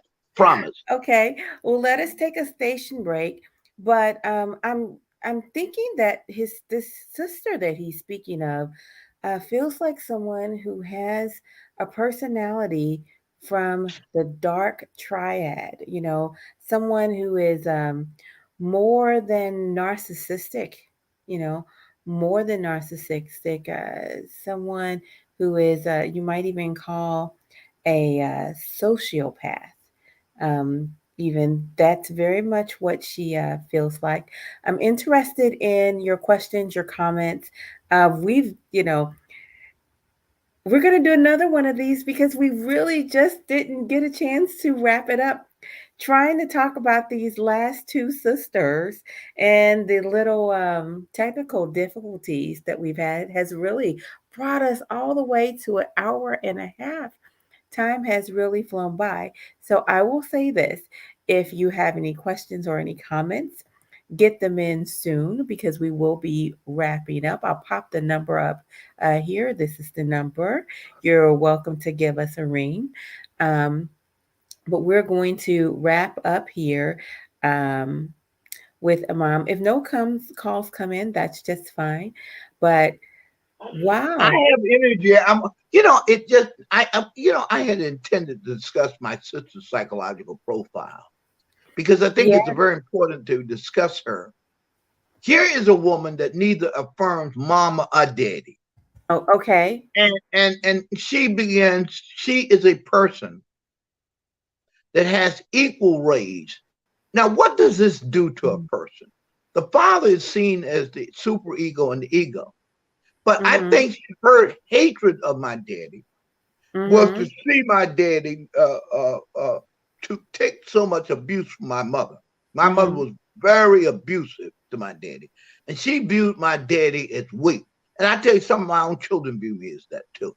Because what happens is when a father sacrifices to keep his home together, Mm-hmm. many times that father is not viewed as somebody as a hero, but is viewed as a weakling. In fact, she told me one time, Dad is he's a coward. And I said to myself, I later on recounted one time some people were attacking her or was going to kill her, really. Mm. And my dad took a cab to her house with a shotgun. And my daddy was not a person that took a shotgun to play with it. He would have killed those persons. I have Wow. witnessed him getting ready to kill somebody who was going to attack another sister of mine. So he was not a joke. He was not a coward. Mm. But she viewed him as a coward because he sacrificed and took abuse from my mother. My mother was quite abusive to him Okay. and would physically attack him. And I think a lot of times I don't know about this dilemma, but I have watched many fathers who have taken a lot of African American fathers take a lot of abuse. People don't talk about the number of African American fathers being abused by African American women. Uh-huh. But the children, instead of saying, well, I'm trying to keep my house together, as my father used to say, he said, boy, if I leave and break it, I don't know what would happen to you all. And instead of being appreciated, I think I'm the only one in the family, but myself and my sister and I that really appreciated it. My sister, Ruth, Mm-hmm. and the one that was John Hinckley's nurse, and myself appreciate my father, appreciate his sacrifice that he made. But the rest of them really viewed him as weak, somebody to manipulate, and actually had deep resentments towards him as a result. And Claudette was one of those people.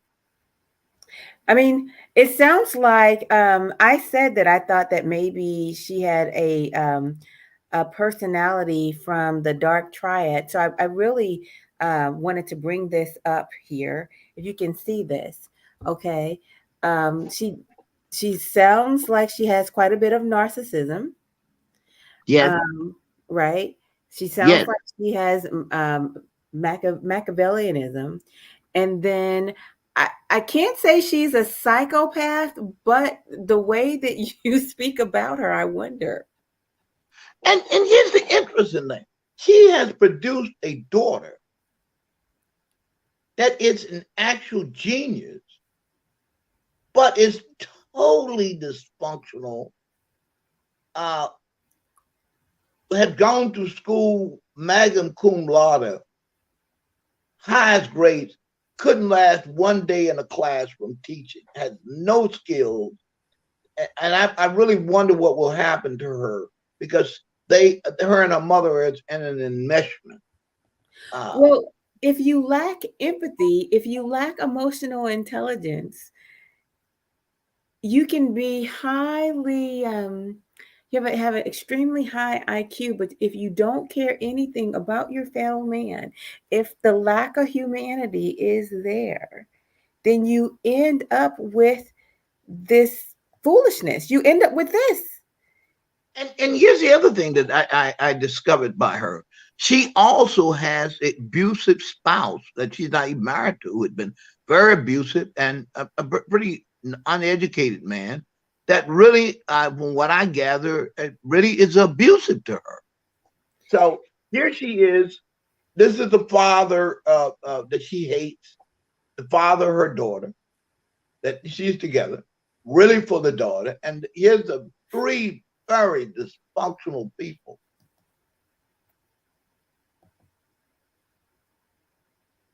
Are you still there? Yeah, I'm still there. Okay, I good. said that and it kind of just registered in my own soul as something that's sad. That's Yes. painful. That's painful. Very, very extraordinarily painful. I think that emotional intelligence can be grown,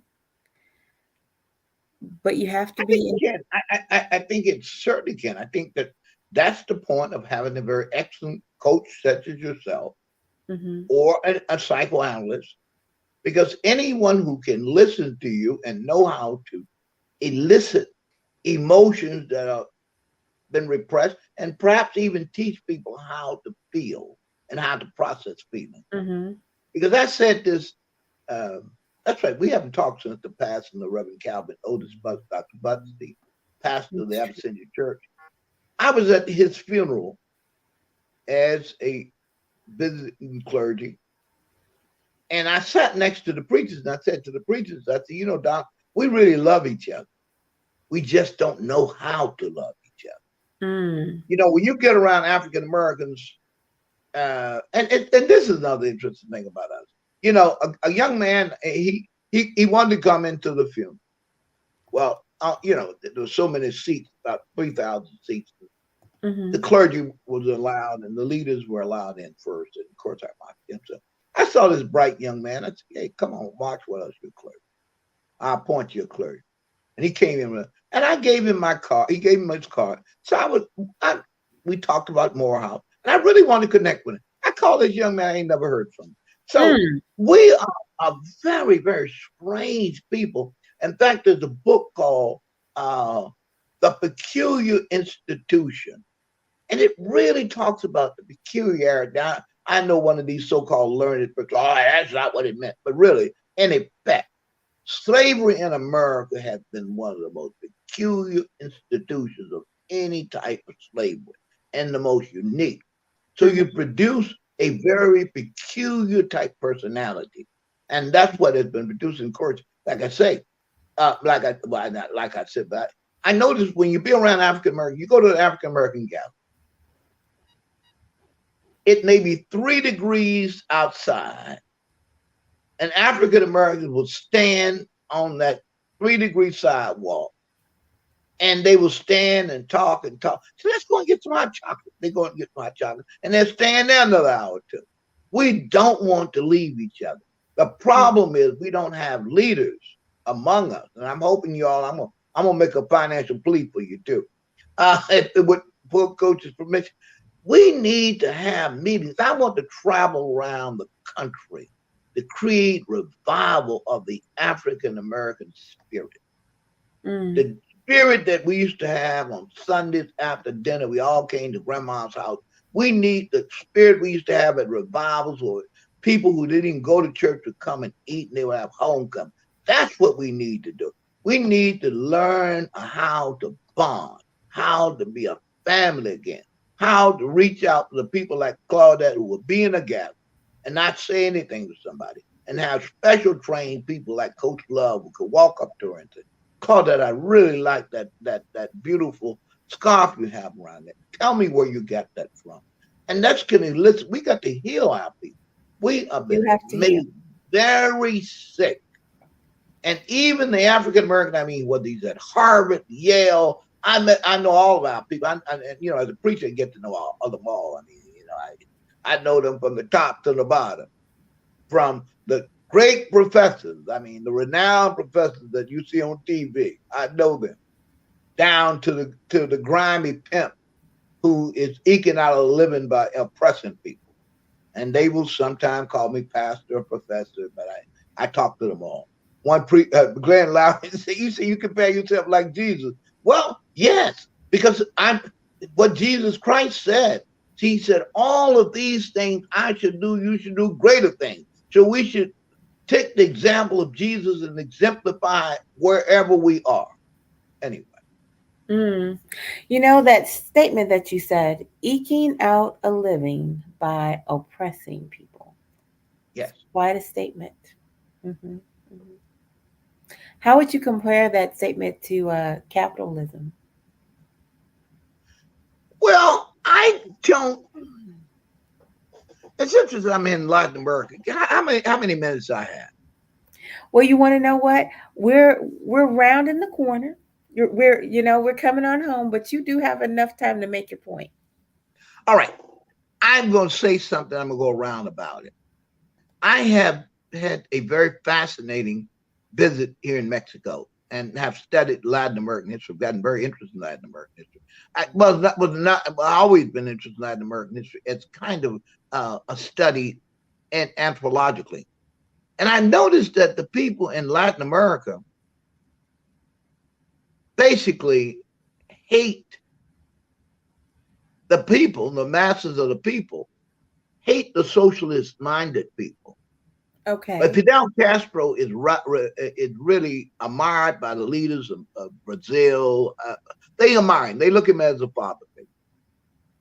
We have kind of had the Booker T. Washington Du Bois split, and many of us would go on the side of capital, would say we're anti-capitalist. Well, you know what? I don't think we have any capital. I don't think we can be capitalist. But I don't buy into the capitalist versus socialist. If it means exploiting people, not paying people a wage, not treating people properly, then I'm anti-capitalist.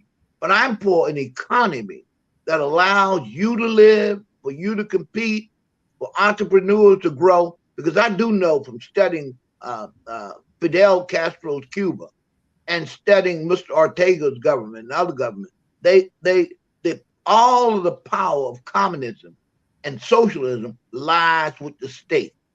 And if we imagine in America, if everything were in the hands of the state, you and I would probably be eating worms. So at least in that society, I think what we need to do is develop a cooperative economy that allows us to acquire wealth, and while we own Deion Sanders, to build the finest institutions that will make the institutions of Timbuktu look like child play. And let's not forget, the great Mansa Musa, one of the richest men in the world, gave away great wealth. So I'm for people getting rich, not to be show off, not to have big fur coats, not to have big Maseratis, but to get rich and give it away to institutions and to individuals who are worthy of that. So in that sense, I'm what you would call a person who would be for acquisition, but capitalism is planned, is not a good system. I would call it New Testament or New Testament socialism. That's what it is. I mean, and as much as you've been given, you expect to give. So if I got money and I'm sitting on it, my aunt needs it, I think I'm a sinner because I don't distribute that to my aunt to take care of people. But I'm also a sinner if I don't go out and try to get some money so I can give some money away. Okay. But I got to first get it. Now I don't buy it. The best thing I can do for the poor is not be one of them. But I do. I have to say that we should not glorify poverty, but we should not worship wealth. How is that for quick? I like it. I like it. Do not glorify poverty, but you should not worship wealth. Right. I like it. That's very clear. That's threading the needle, right? I try to. I'm not a good knitter, but I try to, because you know what, I think deeply about these subjects. And like I said, when I'm down here in Mexico, I ask the people. I happen to admire the president of Mexico. I like him. I like what he's done. He's taken the retirement fund. All the ex-presidents, he has taken away their retirement fund and distributed it, and they deserve it. And he's distributing their pension to people that don't have pension. So I think that kind of system is a very good system. I don't think everybody should have big cars, and other people can't even ride the bus. And that's why I condemn many of the mega preachers who are very wealthy, got poor parishioners, no nursing homes. Some of them haven't even done what Jerry Falwell did, and man, I know what he did too. But build colleges, universities, places. But all that wealth, what are you doing in the storehouse? Are you buying Maseratis? Are you buying cars? Buying cars for your children? Are you flying airplanes? I condemn that kind of stuff, and I believe that I have the same spirit about those people that Jesus said when he went into those synagogues, whooped those people behind, got ran them out. Well, we've covered a lot of territory, and I think we have covered my two sisters. I think it was good to end on the note of Claudette, because she probably would consider herself a socialist. She would be very much anti-capitalist. She would be for limits on people's having wealth. But part of her reason would be ending jealousy. She don't think nobody should have much anything because she doesn't have very much. She does own a home. But I don't take that position. I think Claudette is a strange bird, but I think that she's a broken-hearted soul. And yes, she is.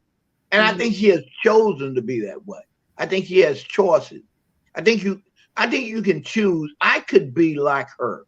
I could be a serial killer. I mean, those urges have crossed my mind. But I decided at a very early age that I was not going to be a person that tried to break people. I would be a person that would heal people.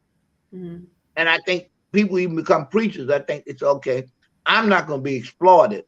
I'm going to exploit. And I decided I want to be a healer and not a destroyer. That's wonderful. And I'm so glad you decided to be a healer. You know, Claudette is the only one of your siblings that made us made me pull out a chart. Yeah, well, she deserves a chart because here's a genius. And see, this is what people don't understand. Here's a woman, and let's tie this to achievement in psychology as we wrap this up. Here is a woman that, again, is probably one of the most brilliant people in the family, certainly the most brilliant sister, but has not been able to achieve because she had no real bonding with her super ego, her dad. And obviously no nurturing of herself from her mom.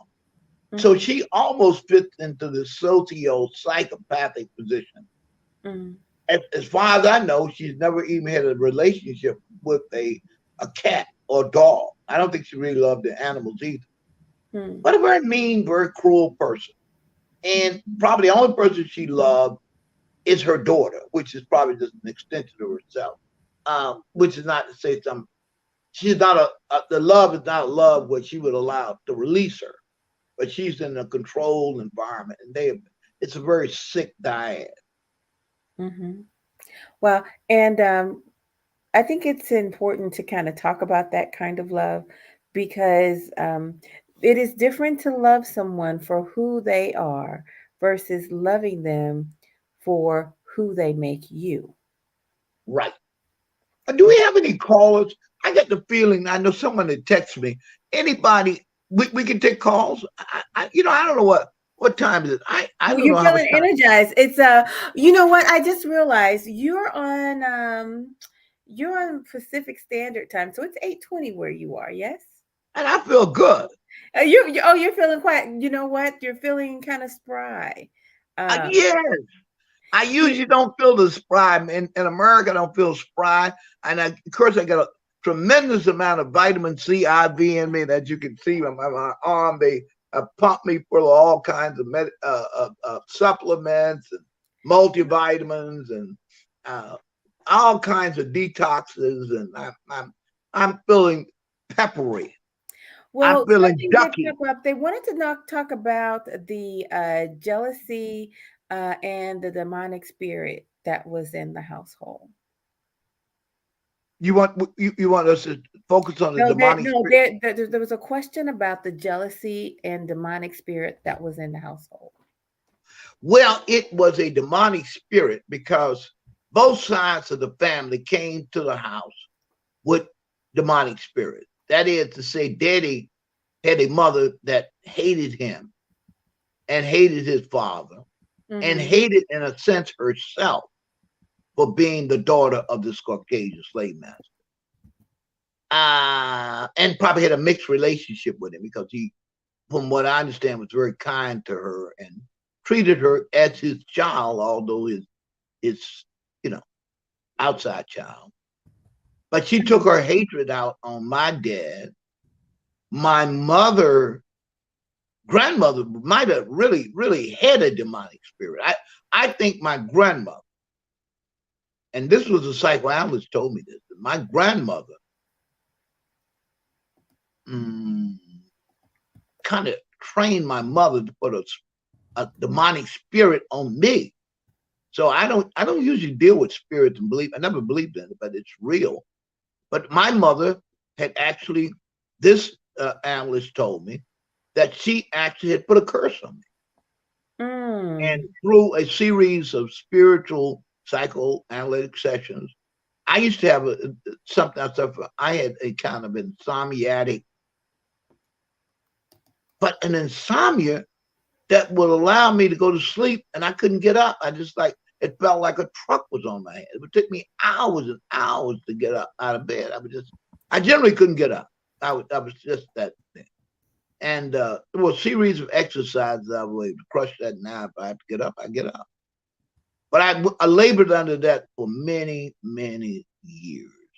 And all I can tell people that you really do have to, people, I have to say this about getting therapists. If one therapist doesn't work, fire them.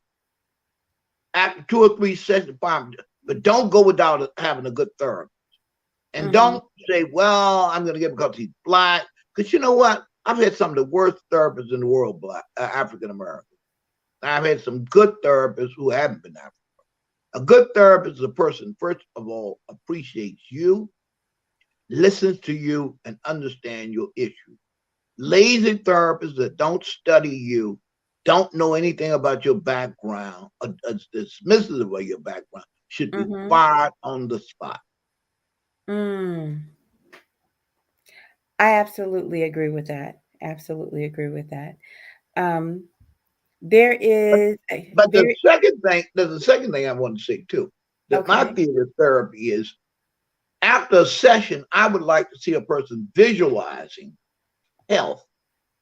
Let's not just lament, oh, my mama was bad, my dad was this, the stepdad raped me, the brother did. Okay, all right, I got it. Keep on talking about it. It's painful. But at the end of the session, let us have some prayer. Let us have some visualization. Let us break those spirits. Let us break those ghosts. And let's drive them out of your mind and out of this atmosphere today. So I always believe that it should conclude a session with prayer and some actual driving out of the enemy force. Now, that's not in psychotherapy training, but I hope to create a school of thinking that will bring that about. Okay. We have a question here for you. They're coming on. All right. This is David. David has a question. Hi, David. How you doing, sir? I'm great. Go ahead. So please tell me more about what you were talking about. He wants to hear more about your she'll be your grandmother on your father's side, and her background as far as the I don't know. You said she put roots on you. This was my grandmother. My mother, my grandmother never really put a root on me. My grandmother was a person who said she was a Christian, but she really practiced. And some of you know, if you know African American history, if you don't know it, you study it. There are many African Americans who were nominal Christian and that they went to church, but they really did practice the African religion. And they have dug up sites in Maryland and different places. They found these bones, and it was actually the African religion. But my grandmother, Lula Nalla, was a voodoo worker. She was known for. She made her living doing that. She was supposed to be one of the best spell casters in Lynchburg. she was forbidden from going into courthouses because she had gone in courthouses and put spells on people. And she also knew how to bring women back that, that were horrible stuff. I learned a lot of this stuff because I've been passing. I was supposed to be, the way it works in the African traditions is the youngest, it's passed from a woman to a man. And since I was the youngest boy, and it was always believed that I was gifted, that the spirit was there, I was supposed to be trained in that art. I never paid any attention to it. I dismissed it. I later on, when I started studying the spiritual sciences, I did find that it did exist. And then I later on found out, I found out from really, this lady was a traditionally trained therapist. And as she said, and I said, we don't know how we ended up coming together because of the fact she was a person that didn't even take people with my insurance, but somehow or another, right near the ABC Good Morning America studio, I found her on the list, and she was my therapist. And she was the one that said my mother had put a spell on me. And I couldn't believe it because my mother had that much hatred for me. Now, And are these spells to hurt you, or are these spells to benefit your life? No, when people put spells on you, they're never to help you. They're to destroy you. And see, this is another thing we have to understand about West Africa. And even today, even in West Africans who practice Islam, West Africans practice Christianity, and I will say this about Haiti, much of the Western Hemisphere, we are burdened by this voodoo stuff that goes on. I was talking to a Haitian psychiatrist, and I said, well, what is that person? What religion is that person? He said, let me tell you, Mr. Mohammed. He called me Dr. Mohammed. Doctor, let me tell you something. Haiti is 80% Catholic and 100% voodoo. Oh, wow. And I would say African Americans are about 60 to 70% into voodoo and superstition. This is a big problem for us as a people. And if it's not a conscious effort to put spells on people, just the wishing bad happens to you, transmitting thoughts can be as equal as bad as those people who actually use some kind of occult science to put spells on people. But in the case of my mother, I don't know, would she pay somebody to put the spell on me? And I suspect she did, but she had a profound hatred for me. And I think she would have did nothing short of killing me. I mean, she actually physically tried to kill me. So I think she wished every bad thing that would happen to me. And as I had said in the autobiography, the beginning of my autobiography, I, for the first time, through many, many years of psychoanalysis now, I want y'all to get this right, because a lot of African Americans, I know us well. We're not big on psychotherapy. We're really against it. That we, over years, I finally came to say, I love my mother. How can you love somebody who tried to kill you, put spells on you, wish all kinds of bad things, told you all kinds of horrible things about yourself? Well, at some point, you have to separate the one that God created, which was her, the good person, and the one that the world created, which I think was the world of slavery and the institutions of evil and darkness. So she was between those two worlds, because if you ever asked anybody in my hometown about my mother, they would say she was a saint. If you ask the last 3 to 4 of us who could be objective about my mother, they would say she was the devil. And it's somewhere in between the saint and the ain't. And I would say the side of her that gave me my spirituality, my love for God, my love for righteousness, my love for truth, was that person that I love. The evil person who wanted to physically kill me, tried to kill me, I have pushed her to the side. And the day that I started pushing her to the side, I found my charisma, my mojo, as it like you do. But I found myself being more attracted to women, women being more attracted to me. And I'm getting much more healthier in my choice of women, and women seem to be, digging me. But it's something my mother put a curse on me. She said I never was going to get a woman. That's Oh a my hell of a thing. goodness. Yeah. Oh my And goodness. she said I was so ugly that nobody would want me. And for a long time, I believed that. Oh, now don't listen to that, David. He was making kids when he was 50. Well, that's true, but I mean, you don't have to be in love. That's why I was telling one of my children, you don't have to be in love to make a baby. I mean, it's a process. But no, but I've overcome all of that. But I have done a lot of work on myself. I haven't done a lot of work on myself. I've had others to work with me, and I've done that. Not no workshop, not no rational stuff. Actual lying on the couch, being vulnerable, having a series of therapists, and firing quite a few of them too that didn't work. Right, So therapy is important. It's extremely important. Now, we're rounding the base here, coming up on 2 hours. Mom, I want to allow David to get one last question out. He is a frequent audience member. I love that he comes to see us. And you share with us in the past, David, that are you your parents are immigrants? Are you an immigrant also? I was in the womb at the time. I got it, but you were born here. And where are your parents from? Nigeria. Nigeria. And we're in Nigeria. Specifically Benue State and Niger State. Niger State. You are what people are you? Are you a Yoruba? No. Idun? No. Igbo? Nupe. A Nupe. Okay. Yes. Nupe. And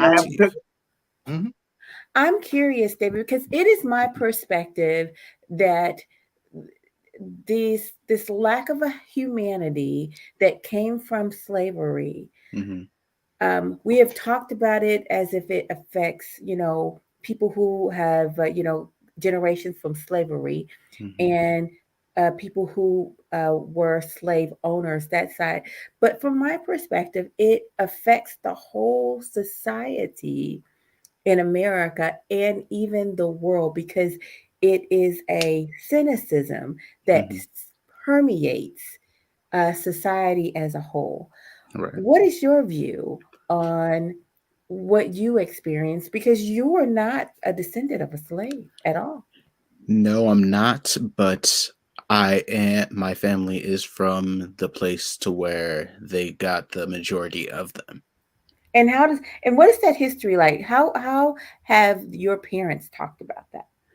So my parents have always been very open about it, but also at the same time, they understand what they understand what it is. They understand what slavery is and how it affects society today, how it affected society then, and they understand that it was a horrible thing that happened, but also at the same time, it's still affecting us today. Yeah, and David, I wanted to say something that hasn't really been said, and of course, I want you to know, most of us don't know very much about West Africa. I know many of us came out of what they call the Bay of Biafra.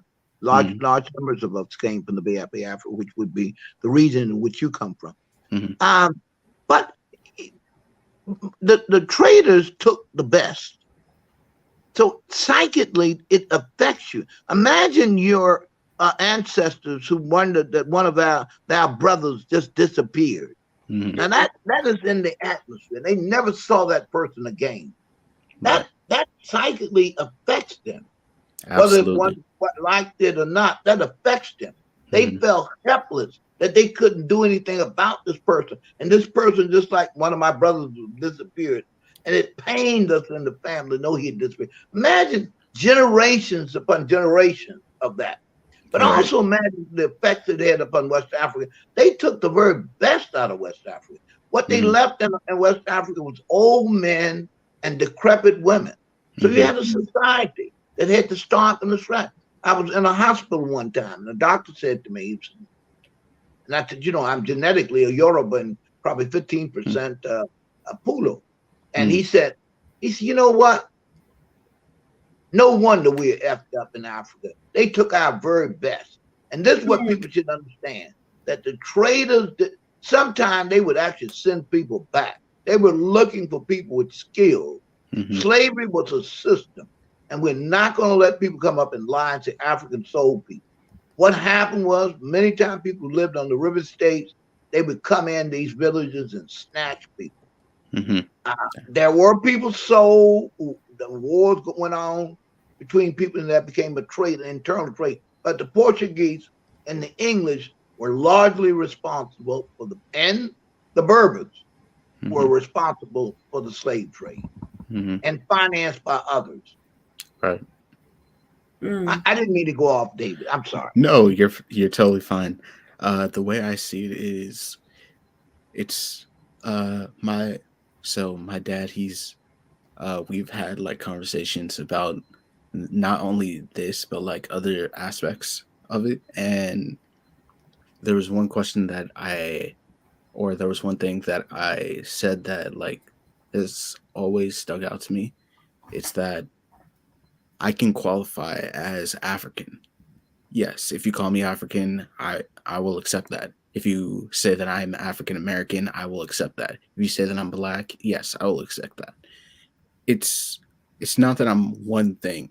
I fall under all of these categories, and I'm proud of it because of not only what my parents have taught me about our home country, but also what I've seen done here, what Africans have done in this country, what African Americans have done in this country.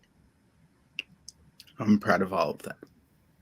And I'm proud of you, David. And I'm proud that, when I look at the exploitation that's taking place in West Africa by the Chinese and others, it is high time that African people from Rio de Janeiro to Halifax, Nova Scotia, unify and not throw off the shackles of what Frantz Fanon called the portrait of a dying colonialism. And then it's time for us to unify and build. Like, we should be ashamed of what's going on in Haiti. Absolutely. If I had my way, when I get strong, when I say I get strong, I build my leadership strong. I'd like to send 10,000 men into Haiti, bring peace there. It is our job as African people, as Marcus Garvey said, Africa for the Africans at home or abroad. I understand the differences in us. We are different. The African American from Virginia is different than the African American from South Carolina. But the similarities are so great. We're greater than, we're all from the motherland, and we're not to dismiss plans. I'm hoping to get African Americans to begin to identify with the land they came from, the Mississippi people here in America. I'm from Virginia.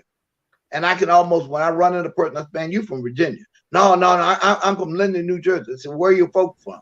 He said, it's time for us to get roots here. Because roots develop a people.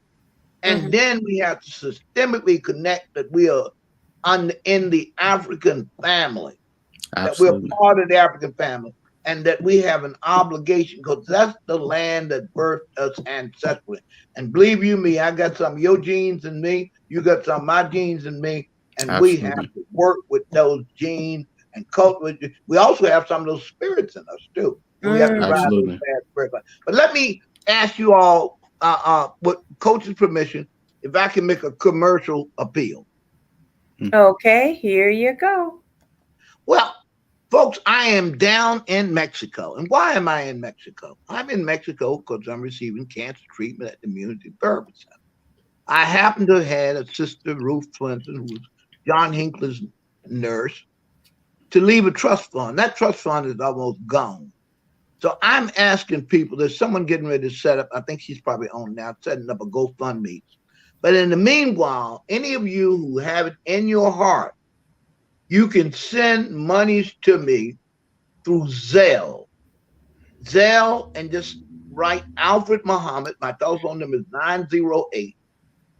908-463-4843, and I will get it. I have to pay this hospital bill of $1,000 by Saturday. So I'm appealing to you all to donate, or you can donate by PayPal, Imam Alfred. Let me be slow. Imam Alfred at gmail.com. And hopefully we'll have the Facebook posting up. And those of you who like to know more about me, you can go to my Facebook page, make a Facebook request. Because with the work of Coach and myself, we're going to build a national healing ministry. That's the reparation I want. I want to repair our soul. Once our souls are prepared, I think the very nature of our repairing our souls and building our neighborhoods up, the people in America will be guilty enough to reach out and pay back for what they've done to us. But that's up to them. I'm not trying to work on white folks. Like I say, I'm sure. Oh my goodness. What was that number again? What? You gave a number? My telephone number is 908 463 4843. That's Zelle. And if you go to Zelle, you can send a donation. I'll get it immediately. The name is, you can put Alfred Mohammed, Alfred, Mohammed, spelled that way for purposes, Muhammad. All right. I got that information. And I'm about to put it up on the screen, family. Here we go. Bam. And there's a young lady that I see watching us. I think she's watching us from Atlanta, Georgia. She hasn't gone to bed. She's been assisting us with our GoFundMe campaign because we need the money. I mean, I'm going to tell you something. I've made tremendous strides for cancer treatment, and my numbers have come considerably down. When you have stage 4 cancer, you're at risk of death. But my numbers have gone down from 252 to actually to 125 the first week. And then in May, we went down to 70. But what happens is, I'm a pretty high energy person. So you can imagine the amount of testosterone I produce. So they have to give me a testosterone lowering drug. Oh, wow. Lower my testosterone. Yeah. How many babies did you make? I have 6 babies. Man. So he's straight from Africa. Yeah, I did. So, and they range from the ages of 50 to 21. And I raised them all. I mean, I'm like my daddy. I'm not a Rolling Stone. I stay with all our mothers, even took help from one of them. Appreciate that. Be with my children. I'm glad some of them don't show me the kind of love I love to see. But you know what? They didn't ask to be brought in the world. It was a fairly pleasant time making them. It was a more difficult time raising them. And I hope to go around America to rally African American men to come on back home. Some of you are not old enough to remember the song, Dad is Home, Here to Stay Forever. And I want to remain a father, not just to my children, but to a father to many, many other children. And I want to be that. And I hope you all will support me,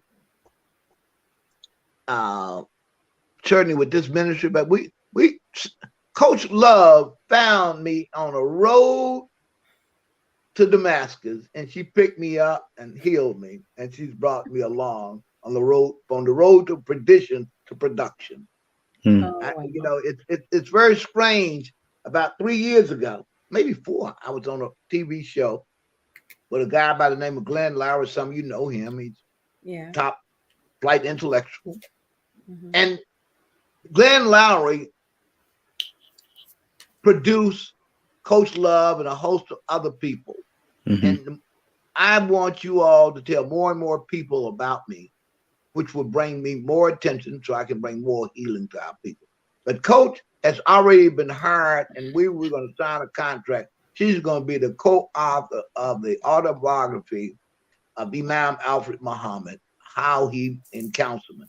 Because I think the psychological story is the history, not only of America, Africans in America, but also tells what happened in West Africa. Because we will quote from E. Franklin Frazier that 800 to 900 mile journey through West Africa to the shores and then on the slave ship 40 or 50 days. What kind of trauma did that do to them? What has it done to the epigenetics of African women? And why the African American man is running here and there, Thailand, everywhere, trying to find his mama. And his mama can't find herself because there's nobody been out to heal. And I believe God put me on the earth to heal people. That's why I'm going to get my training in psychoanalysis, and we're going to create an institute. Frantz Fanon did his work, but I think my work is even more unique than Frantz Fanon. I would urge all you to read it. Yes, go ahead. I was just going to say, we have taken quite the journey, and I'm so thankful that we got an opportunity to cover your sisters. We'll have to do a summation. This is David, this is the fourth in our series. I thought we were going to sum it all up today, but we didn't get, but we didn't get to sum it all up, which is fine. We will do a summary tour the next time. So I'll book him again, and I'll definitely invite you back. I'm going to drop you down now, and we're getting out of here. Thank you, David. Yes, and we want y'all to publicize it so we can help get this out to the public, because we believe this would be healing to others. I don't think I don't think God permitted me to go through this kind of suffering without redemption, and not just for me and my children and my family. It's for all of us. God raised me up for us. And he raised me up to be in the company of this beautiful sister. What's your mama's name again? Listen, what's your mama? Huh? Mama Love. Mama Love. Mama Love has produced Coach Love. Yeah. And Coach Love is going to coach us right on into the love of self. First, the love of God, the love of self, and the love of the African people. Thank you. Thank you so much. And that was quite a word. It has been a wonderful. And can we pray? I don't leave without praying. Almighty God, bless the daughter of Mother Love and bless her Coach Love daughter. Bless everybody in this audience that has decided to tune in, and God, pour the riches of heaven into their pockets, into their spirit, into their bodies, into their mind. Heal them of all the afflictions. Banish envy, banish jealousy. Push away anything that may block the love of you and people's wishes upon them. Make this audience to be a choice audience and to be continuous servant unto you, and give you and you alone the credit. As our people say, you are God all by yourself. And God, I'm glad you're God all by yourself. But God, I know a lot of my enemies, if they were God, they would strike me down. But you are such a merciful and loving God, and I love you for being God. Amen. Amen. Amen. I love that good word. He is God all by himself. All by himself. Yes. I tell you, I'm ready to come to one of them churches. I tell you, I still like preach now. Y'all invite me out to an interfaith service in St. Louis. I may turn St. Louis out. They would think Ike and Tina Turner and came back, and Chuck Berry come back again. Roll over Beethoven. Imam Alfred Mohammed's in town. There you go. You know what, family? On that note, I'll just say thank you for watching. Bye-bye for now. I'm so glad that you have joined us.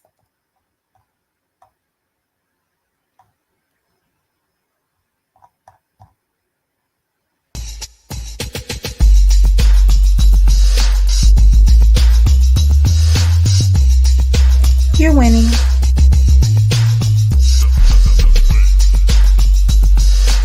You're winning.